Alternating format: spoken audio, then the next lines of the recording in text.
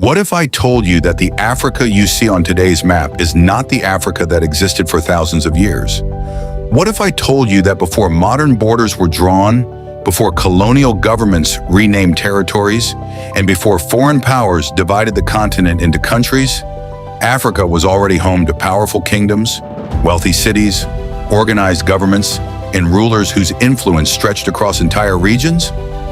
For centuries, Africa was described by outsiders as a continent without history.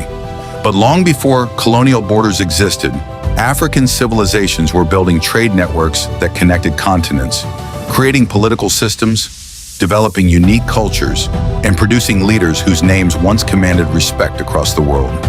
There were kingdoms built on gold, empires protected by powerful armies, cities filled with scholars, merchants, architects, and craftsmen. Civilizations that rose, expanded, and left behind stories that still survive today. But many people only know Africa through the borders created in recent history. They know countries like Ghana, Mali, Nigeria, Cameroon, Zimbabwe, and South Africa. But these names are relatively new compared to the civilizations that existed before them. The question is, before Africa was divided into modern nations, what were these lands called? Who ruled them? How did they become powerful? And what can their stories teach us about Africa's forgotten past?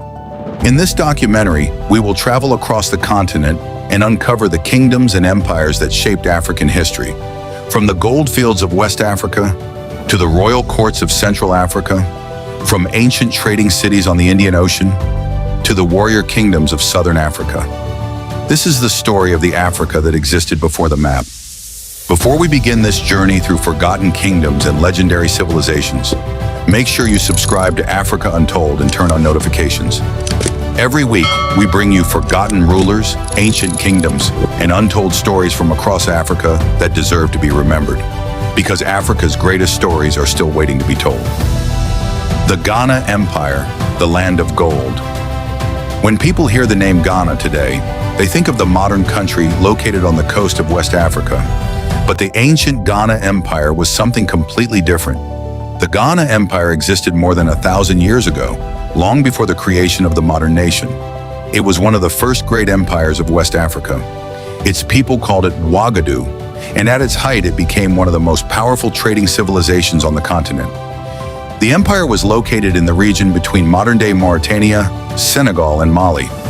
Its power came from one thing that transformed the ancient world: gold. For centuries, West Africa possessed some of the richest gold-producing regions in the world. But gold alone did not create an empire. The rulers of Wagadu understood something important. Gold creates wealth, but organization creates power. The empire controlled important trade routes that crossed the Sahara Desert. Caravans carrying gold from the south traveled north. Merchants brought salt, textiles, weapons, and other goods from North Africa. This trade created a connection between African societies south of the Sahara and the wider world. The king who ruled the Golden Empire. The ruler of Ghana was known by the title Ghana, meaning war chief or king. The king was not simply a political leader. He represented the strength and unity of the empire. According to historical accounts from Arab writers, the king lived in a royal court surrounded by officials, soldiers, advisors, and nobles. The capital city contained two main areas. One area was occupied by the royal court. The other was a large city where merchants, craftsmen, and ordinary people lived. This shows that Ghana was not just a collection of villages. It was an organized state with administration, taxation, and economic systems. The king maintained an army that protected the empire and controlled trade routes. Military strength allowed Ghana to protect its wealth and maintain influence over surrounding territories. How the Ghana Empire functioned. The empire operated through a system of authority and loyalty. Local rulers controlled different regions but recognized the power of the king. Taxes were collected from merchants and communities. The wealth generated from trade allowed the empire to maintain its military and support its government.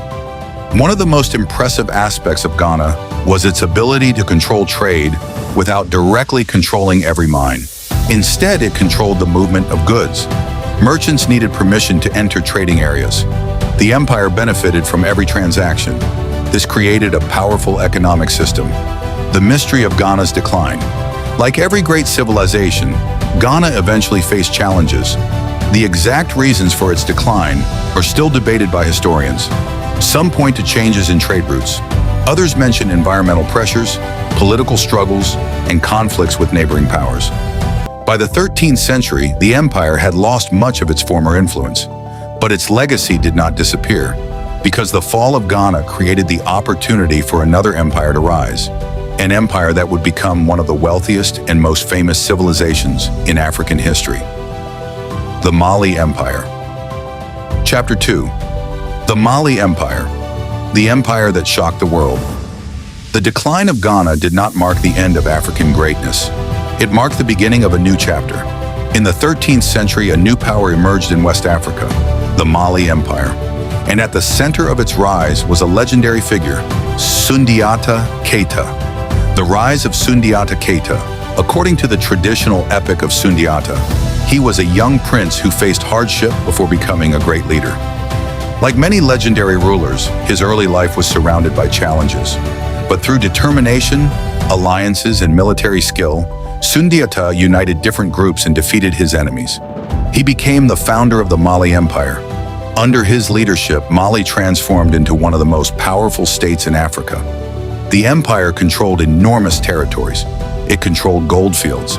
It controlled important trade routes, and it became a center of culture and learning. The organization of the Mali Empire. Mali was not just powerful because of its size. It was powerful because it was organized. The emperor, known as the Mansa, stood at the center of the political system. The Mansa controlled the empire but relied on governors, military leaders, and local authorities to manage different regions. The empire developed systems of administration that allowed it to govern diverse populations. Different ethnic groups, languages, and cultures existed within the empire, but they were connected through trade, politics, and loyalty to the Mansa. Mansa Musa, the king who became a legend among all Mali's rulers. One name became famous around the world: Mansa Musa. He ruled Mali during the 14th century. Under his leadership, Mali reached its golden age. The empire became internationally known because of its incredible wealth. In 1324, Mansa Musa traveled to Mecca on pilgrimage. His journey crossed North Africa and attracted attention from people who witnessed the enormous wealth of his empire.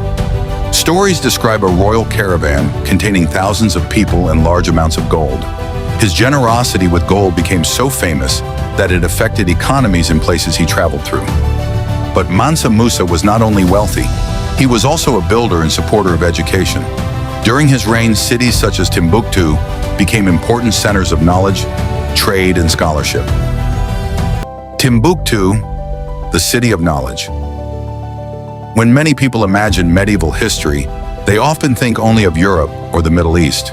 But during this period, Timbuktu was one of Africa's great intellectual centers. Scholars studied religion, law, mathematics, astronomy. Literature libraries contained thousands of manuscripts.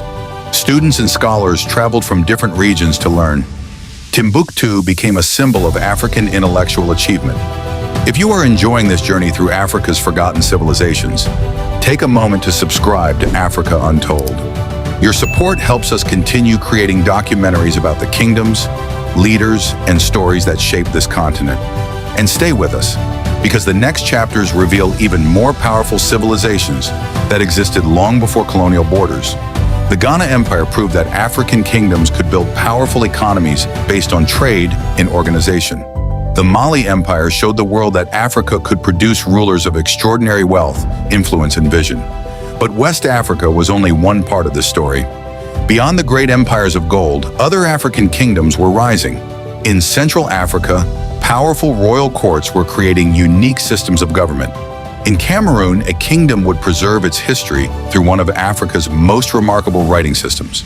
And along the Atlantic coast, another kingdom would become a major diplomatic power. In Part 2, we uncover the forgotten kingdoms of Central Africa, Bamoun, Congo, and the civilizations that shaped the heart of the continent. Subscribe to Africa Untold so you don't miss the next chapter. Africa's greatest stories are still waiting to be told.